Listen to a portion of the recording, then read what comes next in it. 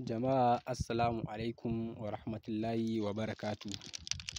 To kafin mu fara komai dai muna buƙatar a yi mana subscribe sannan a danna alamar ƙararrawa saboda samun damar kallon videos ɗinmu a duk lokacin da muka ɗora su.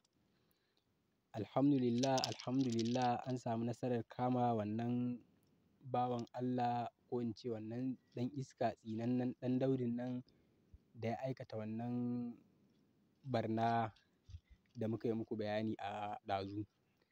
Yanzu labari da ɗumi-ɗuminsa ya riske ni, an samu nasarar kama wannan bawan Allah Abdullahi Ƴardubu, sunansa ma kenan wai Abdullahi Ƴardubu. Ya shiga hannun 'yan sandan Sharaɗa, kuma yanzu haka an tusa ƙeyarsa zuwa shalkwatar 'yan sanda da ke Banfai. To alhamdulillah 'yan sanda sun kama shi, 'yan sandan unguwar Sharaɗa, unguwar da yake kenan, kuma har an tafi da shi Banfai. Yanzu dai fatan da muke da roƙon da muke yi, a yi shari'a ta adalci, a yanke masa hukunci wanda ya dace da shi.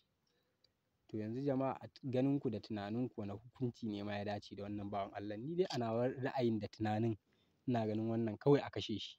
To meye amfaninsa? Wace irin rayuwa ce? Menene amfanin irin wannan abu?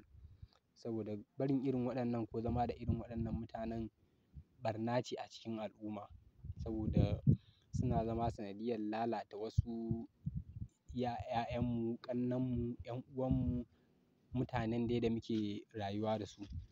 To Allah dai ya kiyaye gaba, Allah ya tsare mu, ya tsare mana imaninmu da duk wani namu ma gabaki ɗaya. Shi kuma idan mai shiryuwa ne Allah ya shirye shi, idan kuma ba mai shiryuwa ba ne ba, Allah ya nesanta mu da shi, ya raba mu da shi, ya sa ma su kashe shi ma mu huta gabaki ɗaya. Amma wannan al'amari dai abin dai bai yi daɗi ba wallahi, ko kaɗan. Sam abin bai yi daɗi ba wallahi. Allah ya kiyaye gaba. Kar a manta dai da yi mana subscribe, da danna alamar ƙararrawa, da share, da like, saboda samun shirye-shiryenmu a duk lokacin da muka ɗora. Mun gode, sai anjimanku. Mu haɗu a shiri na gaba.